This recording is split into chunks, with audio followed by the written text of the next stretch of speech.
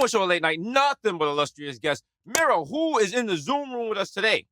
Well, it is an honor and a pleasure, ladies and gentlemen, to have with us a living legend, Delroy Lindo, star of screen, film, stage, any way you want to put it. He's been there, he's done it.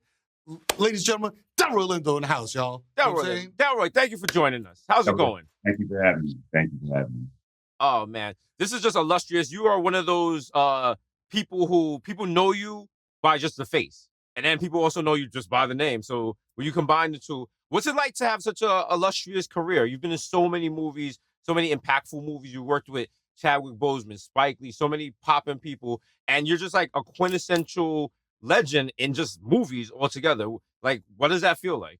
I would say that the principal feeling that I have is one of gratitude and a certain kind of satisfaction. I don't mean self-satisfaction, but a certain kind of satisfaction that I've stayed in the game this long, that I've endured, and that I still have a career after being in it for as many years as I have. And that's a good, strong feeling of satisfaction.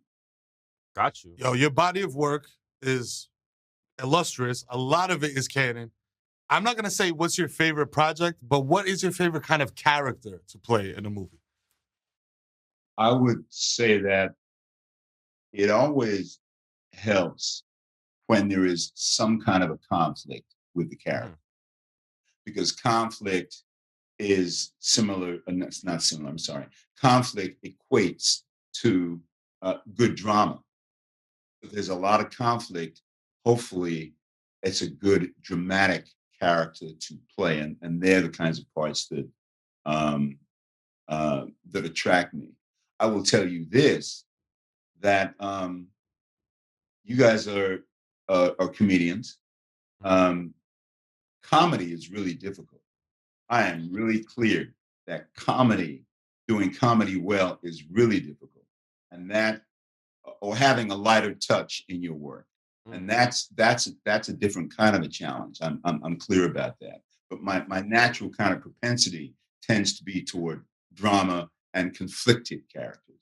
Definitely. And then your character that you pulled off amazingly, Paul in The Five Bloods, he was he was going through the PTSD. He was like going through it. How did you even get into the mindset to do that? Because I mean, I know you don't have PTSD, hopefully, but you really played the character as if you were living that every day. Like, how does one prepare themselves to play a role like that?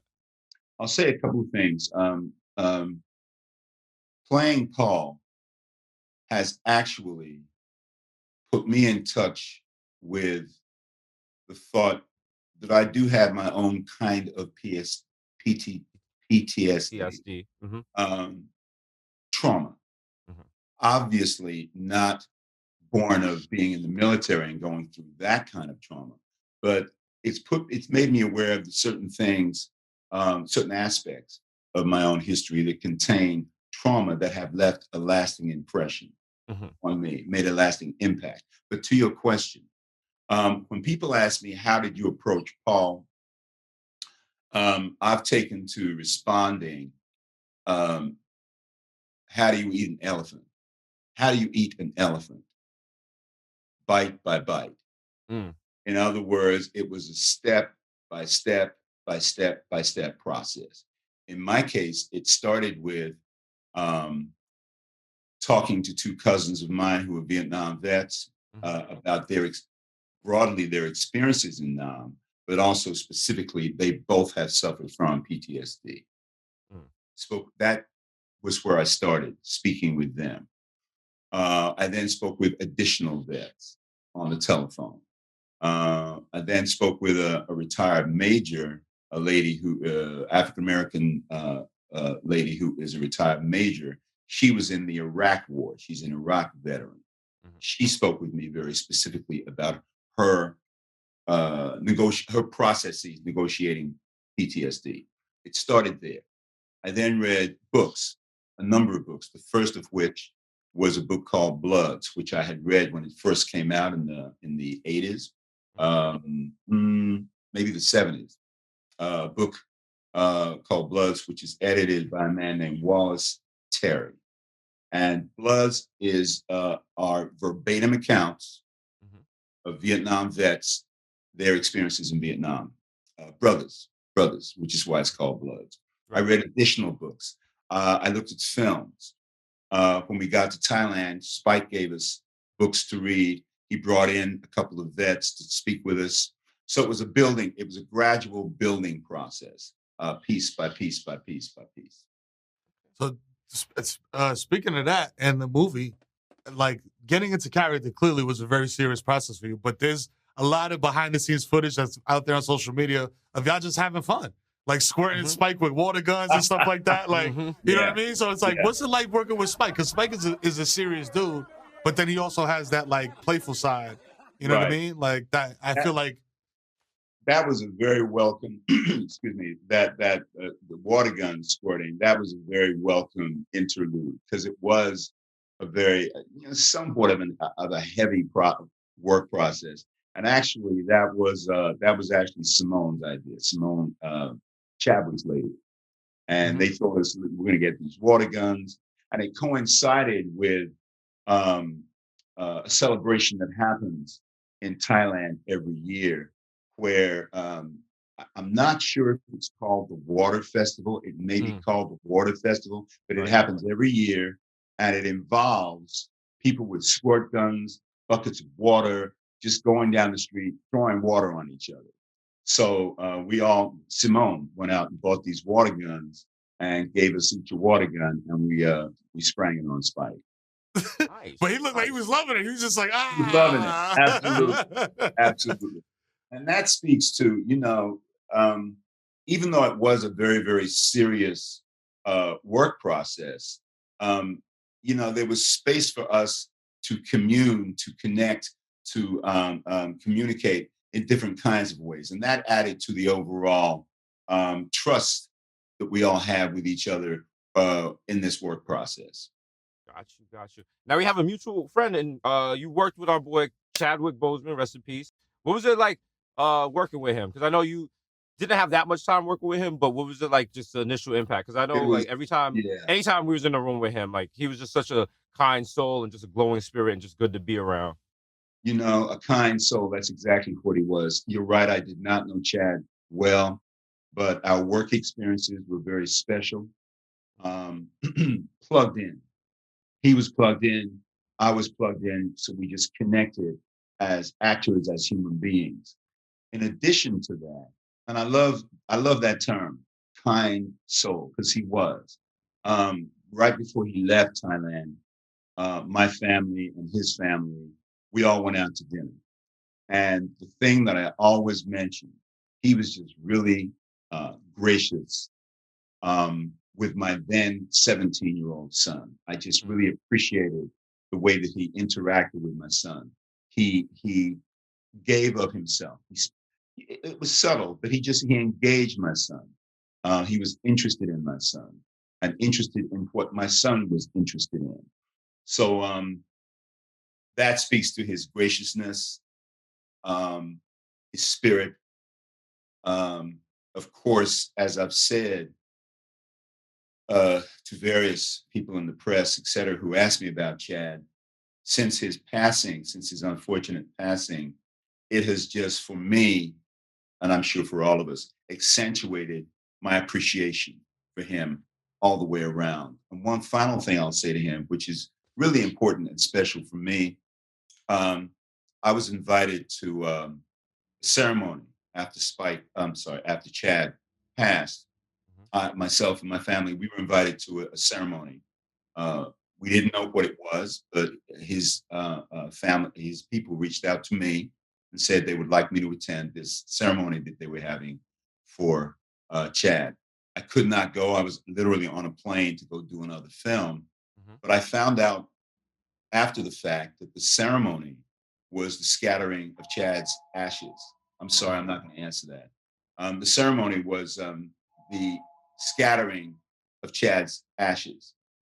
And for me, the fact that I had spent a relatively small amount of time with Chad, certainly we had connected as creative workers, as men, as human beings. But the fact that his interaction with me was special enough to he and his family that I would get invited to a ceremony scattering this man's ashes. I, you know, I can't tell you how much that means to me. That's deep. Absolutely. Yeah, no. That's I That mean, is deep. I feel like as a person, like you, clearly you take the craft very seriously, and I feel like Chadwick was one of those people as well. And I feel like, you know, he was a very energy guy. You know what I mean? Like he kind of feels your aura, how you go about things, and I feel like that. You know, I'm not conjecture, but that may be part of the reason. It's just like, you know, Delroy is a legend. He may be somebody like, you know, that I looked up to coming up, you know, as a young thespian. It may be. I mean, we didn't talk about that. We did talk about the business. We did talk about his position in the business and what his position had brought to him. But in the final analysis, what was really clear to me, just to echo your point, what was clear to me that in the final analysis, what was really important to Chad was the work, was his work as an actor. And that was huge coming from him, given that he was riding the crest of this phenomenal success behind Black Panther. In the final analysis, he was an actor. True. An actor's actor. An actor. An actor's actor. Amen. All right. So listen, you have probably a top 5 Jamaican name. You know what I'm saying? It's up there with Livingston. Yeah. It's up there with Trevor. You can't beat Yeah. Delroy. Yes. Also, you have lived one of the truest Jamaican experiences. Your mother was a nurse, went from Jamaica to England. Big up, like all my aunties did the same thing. Yep. And then from England to Canada. But Amen. you've always been the face of like Jamaica heritage. I remember coming up, they always mentioned you when we talked about like famous actors. What's it like to be just kind of like the face of a culture like that? Because you didn't start out being that, but now when you say Delroy, it's like, yo, that's the guy right there. One name. Mm-hmm. Wow. Well, first of all, I was not aware of that. But you just encapsulated the Jamaican, you know, a central part of the Jamaican diaspora, the Caribbean diaspora, but we're Jamaicans, so we're speaking about Jamaicans right now. So you just articulated the Jamaican diaspora, from Jamaica to England, England to Canada, or the U.S. Right. How does it feel? You know what? I feel incredibly fortunate that I'm a part of that particular diaspora, and I can draw on those experiences for my life and for my work. So from that standpoint, it feels very particular and frankly, very special. Got you. And what's your favorite Jamaican dish? It's gotta be, you know, rice and peas, chicken. However, I will not front. I can't take jerk. If it's Really? jerk, I cannot. My palate, It's too hot? if it's jerk, it's got to be mild. 'Cause I can't. I respect it. I respect you on that. Oh man. I respect the candor, Delroy. Yeah, he's being honest. Because I've seen too many times people were like, I can handle that. And you see them in the corner, Sweating, wiping the sweat off their sweating, brow. eating the bread that comes with it. I'm good. And the tears coming down. And you just feel it in your mouth for like 20 minutes after you're done. Like, bring me another ginger beer. Bring me another ginger beer. Oh. Delroy, what's it like working with Spike? Because you guys are amazing every time you link up. It's kind of like, to put it in hip hop terms, it's like when people link up with DJ Premier, you guys have a special kind of connection that definitely comes across on film. You want to talk about, like, explain that? What's it like? Because I think, I remember there was an interview, you said he just kind of lets you do you or something like that? He lets me do me as long as I'm serving the story. As long as I'm serving the narrative that he's telling. And again, the short answer to your question is it's born of trust and a mutual regard. And I've had that with Spike. He has demonstrated that towards me from the jump, from the very beginning. Malcolm X. Classic. A classic. Absolutely. He has very quietly just demonstrated to me that he trusts me. And that's gold for an actor. When you're working with people who trust you, who have a regard for you, then you want to return that. You want to reciprocate that in terms of your effort, in terms of your output, in terms of your willingness to tell the story that he wants to tell. And I would say that with Spike, that's that's foundational to our working experience. Got you. Trust. Touching back on the Caribbean roots, brother, we all share them. The work ethic of our people is unmatched. Oh my God! Because I was going to ask you what's next for Delroy, but I was like, I know what's next for Delroy.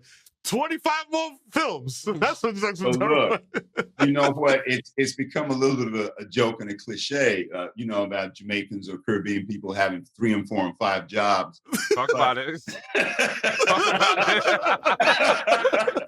But you're right. You identify that it comes from a couple things.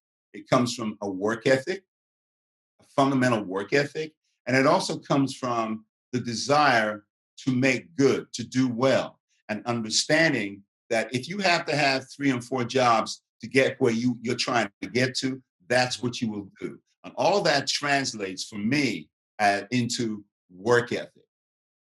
So what's next for me? I did a film that I'm also really excited and curious to see. I did a film called The Harder They Fall, which is in real. It's a Black Western. Right. It's a tale of the Old West told from the point of view of the Black people who were there. And if you are like me, when you think about being a kid, right? When you think about the West and you were playing cowboys and Indians, you always wanted to be the cowboy. Mm-hmm. At least I did, because I didn't know, because we were not educated about the reality of that history. Right. And the fact of the matter is, there were far more Black people, African descended people, people of color in the Old West than our history books traditionally have told us. Right. So just quickly, I play in that film. I play U.S. Deputy Marshal Bass Reeves. Bass Reeves is a man I had never heard of, which is embarrassing to admit. But when I started researching for the part, this was an extremely well-respected lawman. So it's called The Harder They Fall, and I'm thinking it will be released in the fall. Okay. And I'm really interested, and there are wonderful actors in it. Regina is in it. Regina King, okay. Majors, Idris Elba is in it. There are a lot of fine actors. Oh, powerhouse. Zazie Beetz is in it. There are a lot of wonderful actors. I'm missing a couple right now. I feel badly about that, but it's a wonderful group of actors that came together. Directed by a brother named James Samuels, who is the brother of Seal, and I'm a big Seal fan. We all so are. Anyhow, that will be next, and then what I'm hoping, knock on wood, toward the end of this year, to direct a film. Nice. Yeah, really, really nice. A beautiful story that came to me 5 years ago. I will be directing this film, and we hope, if the stars line up, we hope to be filming toward the end of this year. Nice. Listen, hope you make it. Can't wait to see it. Delroy, thank you for taking time out of your busy schedule to talk to us. Also, this reminds me of when I was a teenager, I was really bad, and my parents sent me as punishment to Birmingham, England, and my aunt had the biggest crush on you. So she will be so happy about this interview. No, thank you. So I will. Yo, Delroy, everyone that comes on the show is an illustrious guest and gets a neon sign that can say whatever they wanted to say. What would you like your neon sign to say? He did his best. No. He did his very best. Nice. Words of encouragement from a thespian and a legend. Give it up for Delroy Lindo, the legend, the GOAT, the one and only, the Jamaican God.